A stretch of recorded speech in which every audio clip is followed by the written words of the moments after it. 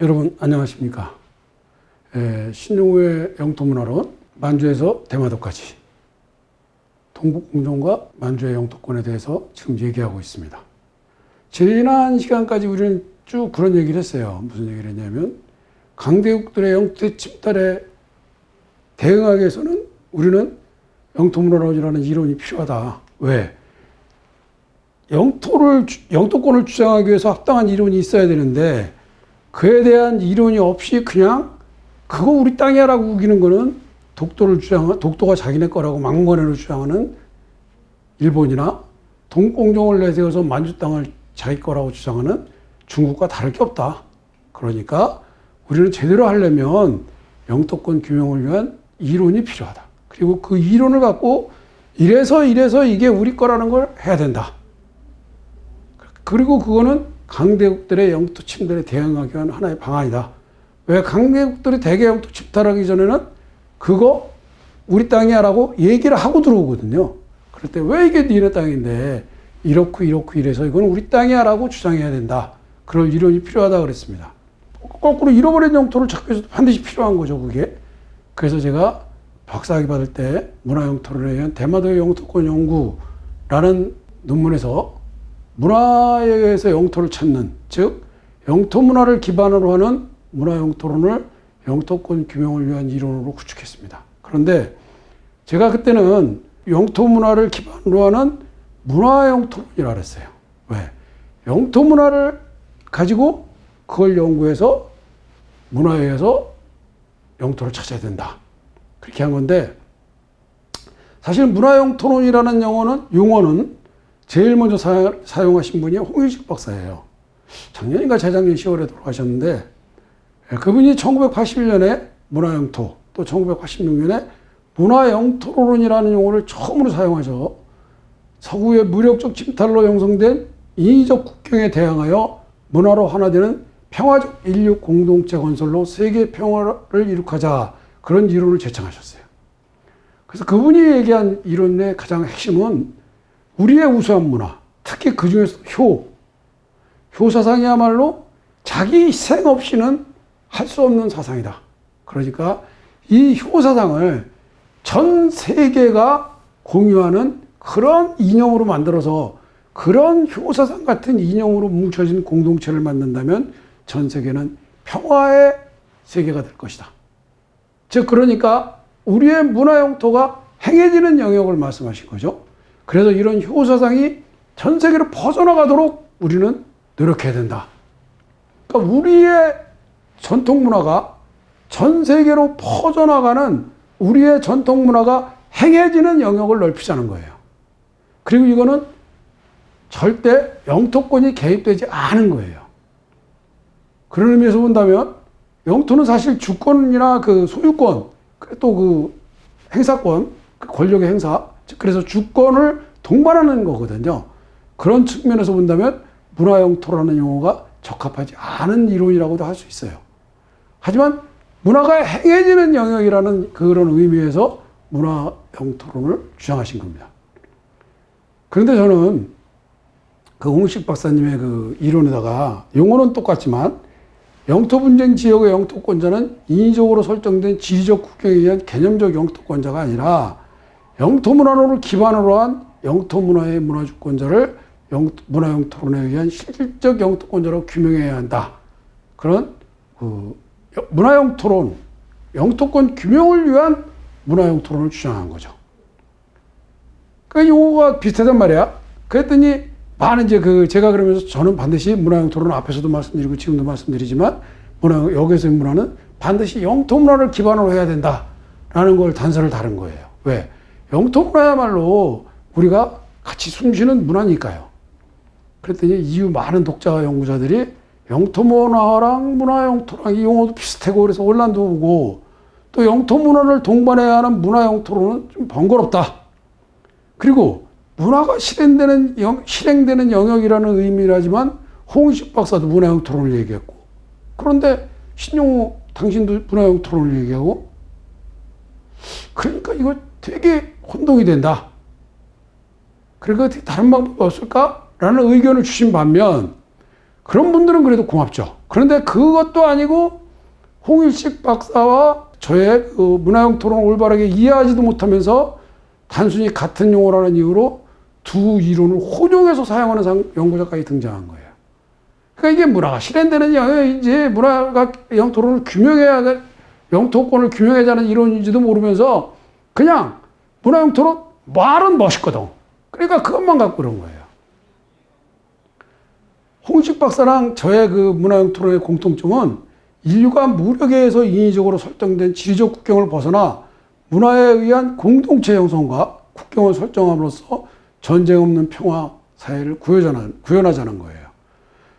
여기서 차이점은 문화형 토론의 용어와 평화를 지향하는 목적은 동일하지만 홍일식 박사는 영토권과 영토라는 단어가 갖는 주권이 배제된 문화형 토론이에요.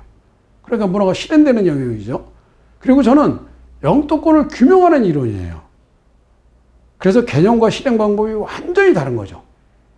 홍일식 박사는 공동체 형성을 통한 국경을 석정, 그러니까 문화에 의해서 뭉쳐진 그런, 문화가 행해지는 그런 영역으로 우리 그냥 국경 같은 거 없이 그냥 편하게 살자 이런 얘기고, 저는 이 영토는 우리 영토니까 서로 침범하지 말고 무력으로 침범하지 말고 그리고 공존하며 살자는 거예요. 그런데 제가 한동안 이제 암으로 투병을 하고 있는데 그때 이 완전히 상이한 두 이론을 제대로 이해하지도 못하면서 더더욱 영토권 규명을 위해서는 반드시 제가 영토문화를 동반해야 한다 그랬는데 그 영토문화에 대한 언급도 없이 그냥 영토권 규명을 문화에서 해보고 싶다는 욕심 하나로다가 출처도 제대로 표시 못하고 제 이론과 홍의식 박사님의 이론을 혼용해서 사용해서 일정한 문화가 행해지는 영역의 영토권자가 뒤바뀌는 그런 묘한 이론으로 둔갑하는 위험한 경우가 실제로 일어나고 있었어요. 제가 암투병 중에 본 유튜브에서 그런 걸 보고 저는 진짜 기절할 뻔했어요.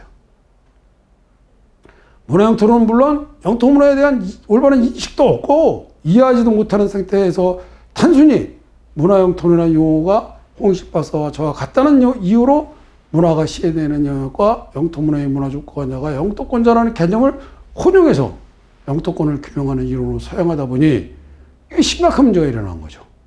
예를 들자면 문화형 토론을 주장하신 분이 홍일식 박사라고 해놓고는 필자가 정의한 문화형 토론 개념을 이야기하는 거예요.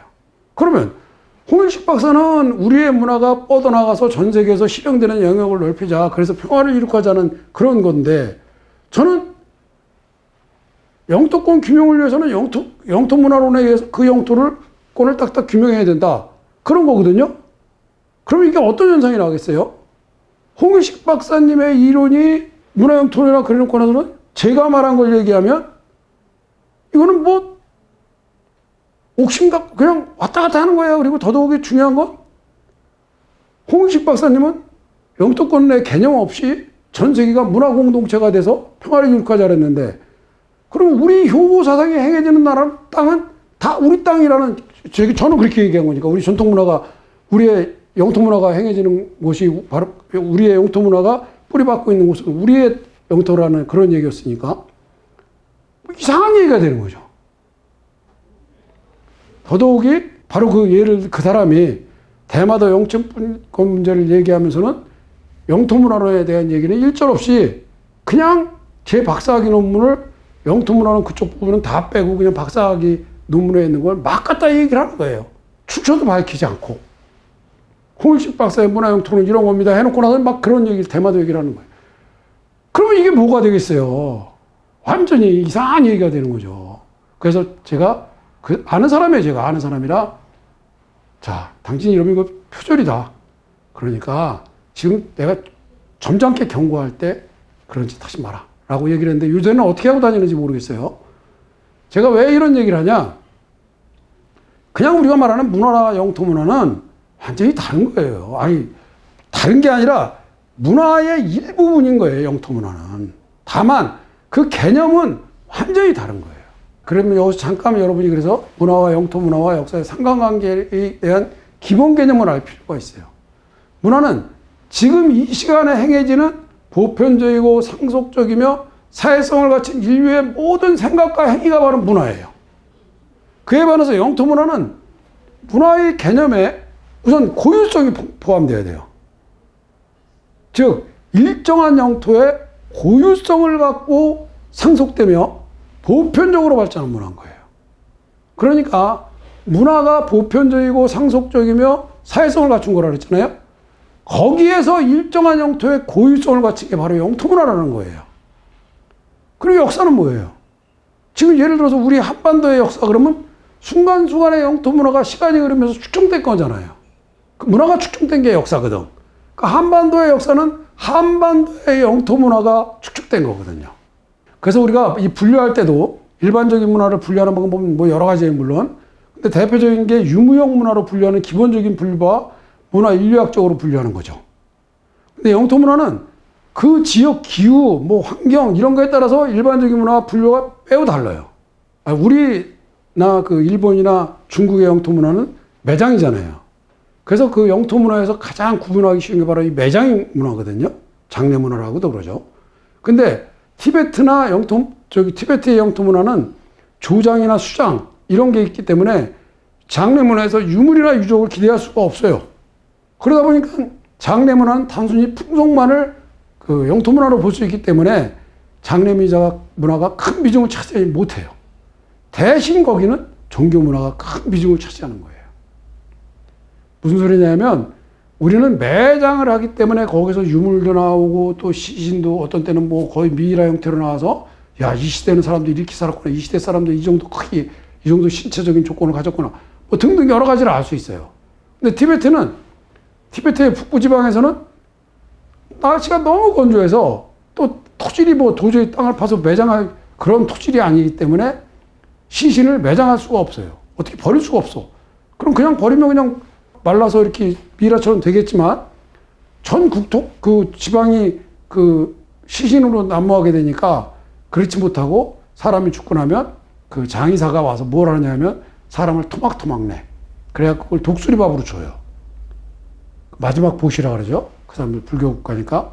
그러면 독수리가 그걸 쪼아먹는 거예요. 그걸 조장이라 그래서 그 세조자예요. 그 조장이라 그래요. 그러면 이렇게 조장을 하면서 독수리가 그걸 남기지 않고 부모의 시신을 잘 먹어주면 우리 부모님이 진짜 좋은 데로 가셨구나라고 그래요. 그 사람들은. 그 다음에 남부지방에서, 티베트 남부지방에서는 강이나 이런 게 많은데 그 어떻게 시신을 어떻게 처분할 수가 없으니까 거기도 토질 문제상. 그러니까 사람이 죽으면 그 시신을 강에다 버려요. 그럼 물고기들이 뜯어 먹어요.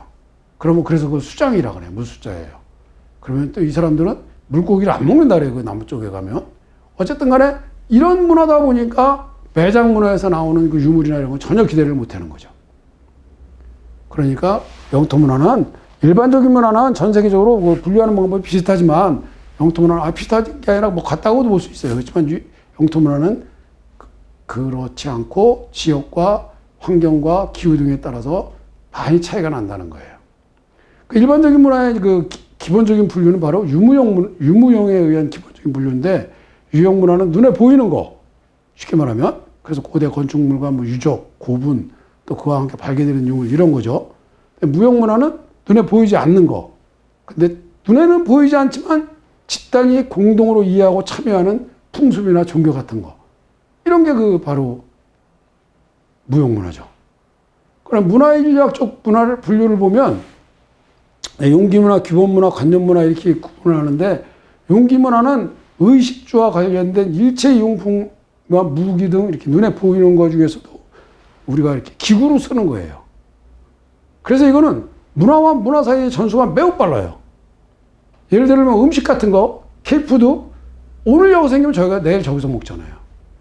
옛날에도 그랬어요. 옛날에도 이 동네에서 맛있는 거 잔치 이런 데 가서 한번 먹어보면 우리 동네도 그거 먹어요. 그러면 그거는 당연한 거잖아요. 그리고 옷 같은 거 편리하게 생겼으면 그거 카페에서 입는 거예요. 여보, 이 양복이 여러분 알다시피 이 양복이 우리나라 게 아니잖아요. 그런데 이게 한복보다는 솔직히 편하거든. 그러니까 지금 우리는 전부 양복 입지 한복 입는 사람이 그렇게 많지 않잖아요. 그렇죠? 그 다음에 규범 문화. 규범 문화는 용기 문화보다는 한 단계 높은 차원의 문화입니다.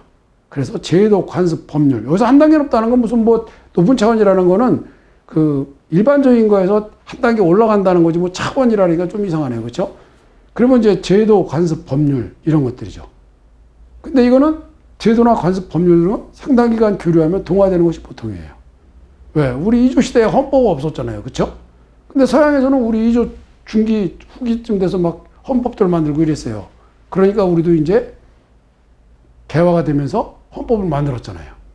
또 그 다음에 관념문화. 이거는 뭐 가장 고차원적인 정신문화. 고차원이라는 게 조금 그러네요. 하여간 정신문화예요. 그래서 민족 고유의 언어, 종교, 사상, 신앙 이런 거예요. 이거는 문화교류를 통해서도 서로 동화가 잘 되지 않아요. 그래서 민족과의 운명 공동체라고 봐도 사실 크게 다를 게 없어요. 그럼 신앙은 그래도 많이 전파되고 많이 이렇게, 근데 신앙이 그 나라마다 본래 그 의미에서 조금씩 바뀌잖아요. 제가 가톨릭 신자인데, 천주교도 옛날에 제사 못 지냈잖아요. 제사 지내서 막 죽고 그랬잖아요. 처형하고 그랬잖아요. 제사 안 지낸다고. 그게 바로 순교라 그랬잖아요. 그런데 지금은 어떻게 해요? 다 제사 지내요. 지금은 천주교. 왜? 그 지역에 맞게 바뀌어주는 거예요. 그래서 그나마 이렇게 되는 거지. 제사라는 그 민족 고유의 그 관념은 바뀐 게 아니잖아요. 무슨 말인지 이해가 되세요? 그런데 이거는 이제 일반적인 문화의 분류고, 예를 들면 만주와 대마도의 영토 문화를 분류는 그럼 우리는 어떻게 해야 되냐? 첫째는 아까도 말씀드린 대로 우리는 매장 문화가 많이 발달했으니까 장례 문화를 구분하면, 장례 문화는 용기 문화, 거기서는 유물이나 이런 거 용기 문화잖아요. 그 다음에 장례를 어떻게 지내야 되느냐? 이거는 무용적인 규범 문화예요. 그 다음에 제사 지내는 충문이나 이런 거를 글로 써놓으면 그건 유형적인 규범 문화. 그리고 이거를 우리는 부모님을 모시니까, 이건 지금은 화장을 많이 하지만 옛날에는 이건 꼭 부모님을 잘 묻어드려야 돼. 그러니까 고인돌을 만들자. 이게 관념 문화라는 거죠. 머릿속에 박혀있는 풍습이잖아요. 그 다음에 지명 문화. 지금 우리가 서울 종로구가 땅은 있지만 그 지명이 눈에 보이는 건 아니잖아요. 그죠? 규범이죠. 딱 서류로 명기해놨죠. 그 다음에 지적문화. 지적문화는 딱 도본에다가 지적을 딱딱 그려놓은 유형의 기본문화예요. 지도 역시 지도를 그려놨으니까 유형의 기본문화고. 그 다음에 민속문화는 여러 가지가 있었죠. 뭐 유형의 용기문화도 있고, 예를 들어서 우리가 구술할 때 쓰는 그 긴 칼, 그거는 유형의 용기문화잖아요. 그 다음에 굿하는 법, 굿할 때 추는 춤. 그건 물론 눈에는 보이지만 그거는 엄밀히 말하면 무형의 규범문화죠. 그 다음에 유형문화에서 또 규범문화도 있죠. 눈에 보이는 그 충문 이런 거, 무형문화, 그런 관념. 이때는 이렇게 해야 된다. 돼지머리는 이렇게 삶아야 되는 거다. 뭐 그런 거 있잖아요. 그런 게, 물론 민속문화를 뭐 굿이나 이런 걸 예를 들어서 조금 뭐하다가 그러실지 몰라도 우리가 TV 연속극 같은 데 많이 볼 수 있잖아요. 그러니까 접하기 쉬워서 예를 드는 거예요. 그러니까 그렇게 하시고 그냥 이해를 해 주시고. 그러니까 제가 이렇게 말씀드린 그 문화랑 영토 문화의 이런 차이점도 이해 못하고 이렇게 돼서 아까 말씀드렸죠. 큰 문제가 일어난다. 그 문제가 바로 로댕이 오뎅 됐다가 어묵되는 거예요. 무슨 소리냐면, 여러분이 생각하는 사람이라는 이 그림 아시죠? 이게 제가 이제 요즘에는 이런 조크가 통하는지 모르겠는데, 제가 그 학창시절에 통했던 조크예요.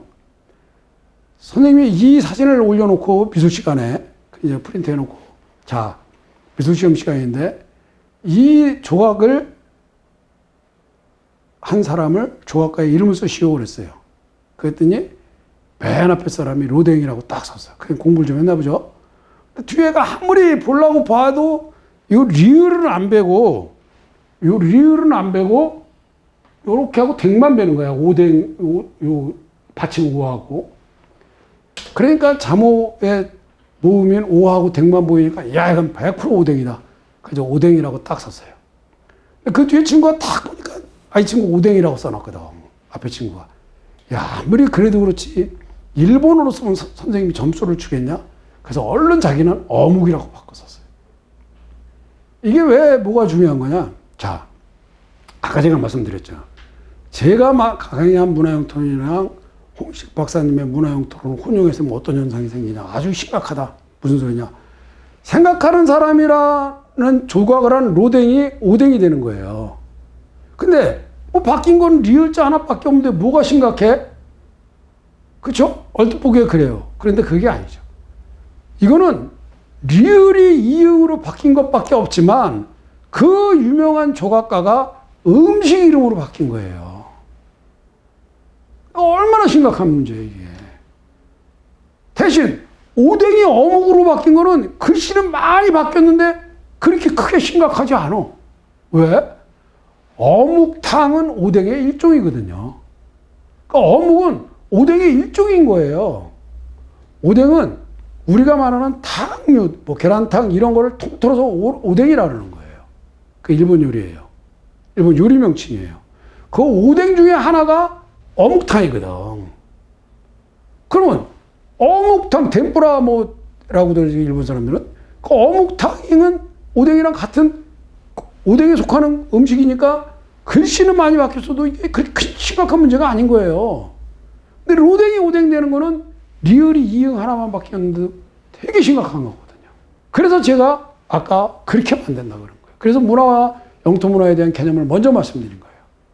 문화와 영토 문화와 역사에 대한 기본 개념이 부족한 상태에서 문화 영토론을 기반으로 영토권, 특히 우리 한민족 북방 영토와 대마대 영토권을 강의하면서 문화 영토론을 올바로 이해하지 못하고 문화의 주인이 영토의 주인이라는 막연한 개념만 갖고 홍식 박사와 제 이론을 혼용해서 영토권을 논하면 로댕이 어묵으로 바뀌는 것처럼 LA 한인촌이 우리 한민족의 영토라고 주장하는 오류가 발생합니다. 무슨 소리냐면 LA 한인촌에서 우리 한민족의 전통 문화가 실현되면 홍일식 박사가 주장하신 대로 문화가 실행되는 영역으로서의 한민족의 문화 영토예요. 하지만 LA 한인촌에서 실행되는 한민족의 전통 문화가 LA 한인촌이 영토 문화가 아니기 때문에 한민족이 영토 문화의 문화 주권자가 아니므로 영토권이 우리 한민족의 것은 아닌 것이죠.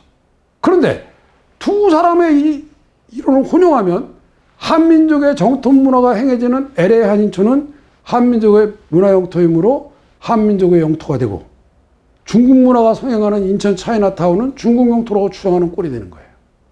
그래서 동국공정을 주장하는 중국처럼 앞뒤 없이 행설수라는 이론이 될 뿐인 거예요.